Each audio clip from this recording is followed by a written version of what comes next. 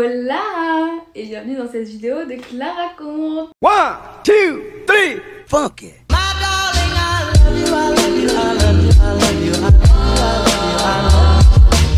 Dans cette vidéo, on va parler de mon métier. Donc, je suis hôtesse de l'air pour ceux qui ne le savent pas encore. On va parler un peu des clichés, du métier, de tout ça.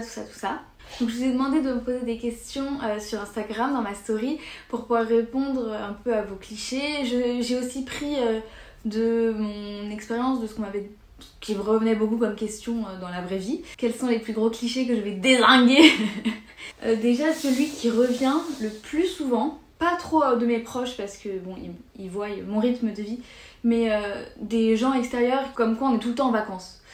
Et dans l'idée où on est souvent en voyage, et souvent en voyage c'est associé à vacances, mais il faut savoir que c'est aussi le métier, du coup c'est notre métier de voyager, et c'est très fatigant, donc on profite pas tout le temps à fond comme on ferait en vacances des escales. On revient peut-être d'un vol il y a quelques jours qui était à l'autre bout, donc le décalage horaire fait que on est tout le temps, enfin souvent, je dis pas non plus qu'on a les cernes comme ça à 24, mais qu'on est très fatigué, surtout que nos escales elles durent 3 jours max quoi, enfin en général, il y en a qui imaginent qu'on est en escale pendant 2 semaines, 1 semaine même, bah non, enfin c'est très rare, moi je l'ai jamais vécu par exemple. Moi le temps qu'on se remette du décalage, le temps voilà, qu'on se repose, on profite des escales, enfin moi en tout cas c'est mon cas, je sais qu'il y en a qui se reposent sous l'escale et je critique pas, hein, au contraire je les comprends, mais je l'ai fait pour certaines escales à être tellement épuisée que je suis obligée de dormir, mais je profite de mes escales, mais je peux pas comparer ça à des vacances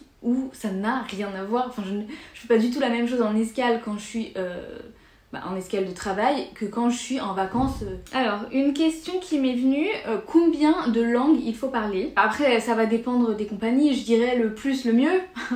Plus on parle de langue, le mieux c'est. Après, dans la compagnie où j'étais, donc moi c'est une compagnie française, donc déjà il fallait parler français évidemment, et anglais.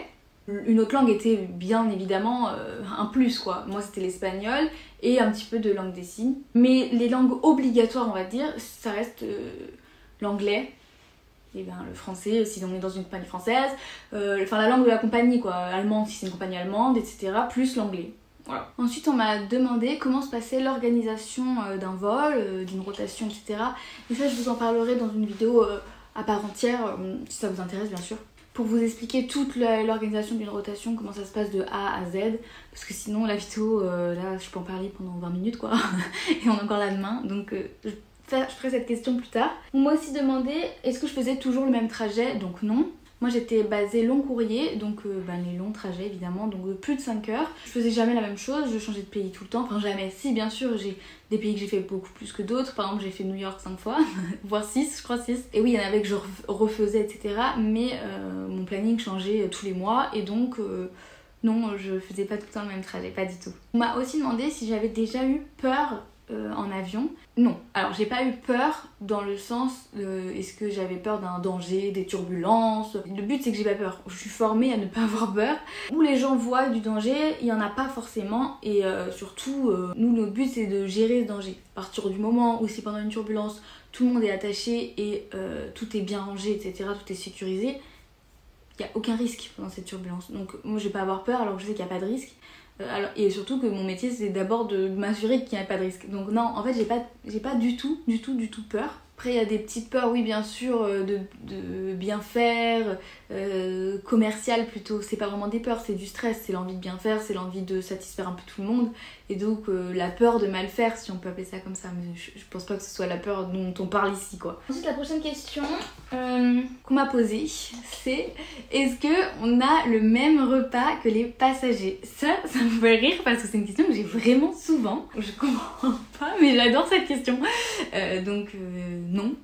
En fait, les repas passagers, ils sont comptés de manière à ce qu'il y en ait pour tous les passagers et donc ils leur sont réservés évidemment. En général, il y a 2 choix. Enfin, sur ma compagnie en tout cas. Les clients peuvent commander avant le vol un repas particulier, si par exemple ils ont des allergies au gluten, si ils mangent halal, si ils sont végétariens, voilà, il y a tout ça qui peuvent se faire en amont. Nous évidemment non, on va pas commander notre petit repas, alors moi je suis sur le vol inter, j'aimerais tel repas, ça marche pas. Mais du coup il en faut quand même pour tout le monde. Et donc en général il y a un repas viande, un repas poisson et un repas végétarien pour nous. Je sais qu'il y a aussi des hôtesses et des stews qui amènent leur repas, s'ils mangent pas la même chose, s'ils ont des allergies, des intolérances, voilà, etc. Et aussi parce que des fois il y en a qui veulent manger, qui en ont marre des repas de l'avion quoi, à force de manger tout le temps la même chose. Moi j'adore, les repas passagers et les repas personnels sont les de même qualité. La prochaine question me fait trop rire. Est-ce que j'ai déjà vu des stars dans les avions? Oui, il y a des stars qui peuvent voyager, ça m'est arrivé d'en voir. Enfin, j'ai eu une équipe de tournage sur un de mes vols. Donc oui, il y avait quelques acteurs, actrices. J'ai eu une mannequin internationale, un youtubeur. Oui, on en croise quelques-uns ou quelques-unes. Mais après, j'ai pas eu tant de stars que ça sur mes vols. J'ai eu des copains quand même qui ont vu aussi des grandes stars. Donc bien sûr c'est possible. Hein. Il y a de tout le monde dans un avion. Donc évidemment, on peut croiser des stars, oui. Et alors là, j'ai eu les questions, la question coquine. Il y a un cliché sur les stewards et les hôtesses, et même les pilotes, qui est, j'ai eu plusieurs fois la question, mais il y a une formulation qui m'a quand même fait mourir de rire, c'est les pilotes et les stewards sont tous des chauds lapins. Donc non, déjà, je préfère mettre les points sur les i, les barres sur les t, non. Il y en a. Est-ce que c'est le côté aussi éloignement et le côté éphémère, comme je disais tout à l'heure, qui fait que c'est facile d'avoir des relations, etc. En escale notamment, ou en tout cas d'en parler librement, c'est possible. C'est vrai qu'il y a un côté un peu décomplexé là-dessus, où ça en parle beaucoup. Après, est-ce que ça fait? Oui, ça fait. Mais attention, pas tous. Mais vraiment, quand je vous dis pas tous, loin de là. Il y en a qui racontent leur vie sentimentale plus très très librement et avec des gens qui ne connaissent pas du coup. Mais après, je pense que dans plein de milieux, on discute de sexe librement avec ses collègues. Le fait qu'on les connaisse bien, qu'on travaille avec eux tous les jours, etc., ça fait peut-être un côté un peu plus... Oui, mais c'est un collègue proche, etc. Et nous, c'est vrai qu'on n'est pas forcément des collègues qui nous revoyons. Donc ça fait un côté à en discuter avec des inconnus. Les liens se tissent tellement vite et fort et voilà, qu'on discute librement de choses. C'est un métier où il faut être ouvert d'esprit parce qu'on en voit de toutes les couleurs. Il y a un côté un peu décomplexé là-dessus. Il y en a qui sont en couple et très fidèles, il y en a qui sont en couple et pas fidèles, mais comme dans la population quoi, enfin comme dans le monde entier, c'est pas que dans ce métier. Je pense qu'il y a un côté un peu fantasme sur les hôtesses de l'air et les pilotes et les stewards, et donc évidemment les fantasmes créent des imaginations que se font les gens, mais non, enlevez-vous de la tête que ça pécho de partout, tout le monde se pécho, non. Alors là, vraiment pas, calmez vos ardeurs, ça n'existe pas. Et alors toujours dans le domaine de la question de la question in, de la question coquine, as-tu déjà vu un couple qui faisait crac-crac? En plus la réponse c'est oui quoi. J'ai vu des passagers, c'est un grand mot hein. Parfois quand les lumières sont éteintes sur un vol de nuit où le service n'a plus lieu puisque c'est l'heure où tout le monde se repose, il se peut que certains décident d'appartenir à un fameux club. Je vais pas citer le nom parce que je ne veux pas alimenter ce club, je n'en peux plus.